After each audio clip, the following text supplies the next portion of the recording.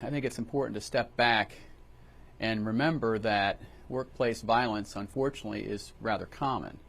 In 2017, there were 450 murders in civilian workplaces, and in 2016, almost 400 itself. And in the military, we're not immune to what happens in society.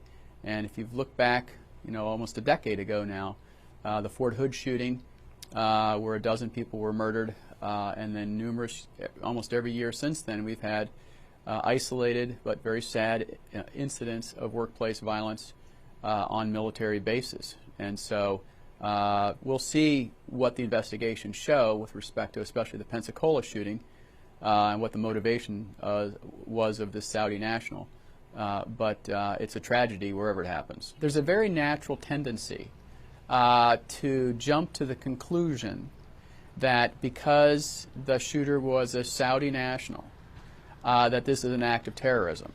And I think we should resist the impulse to jump to that conclusion and wait for facts to be developed by the FBI and the military and follow the facts wherever they lead.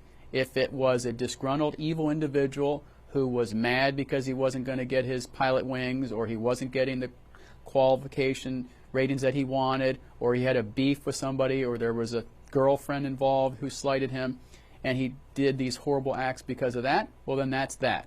If there is some connection to terrorism, well, then that's that. But let's not assume that because he was a Saudi national in their Air Force and he murdered our people, that he's a terrorist. He's a murderer. We know that. But that's all we know right now.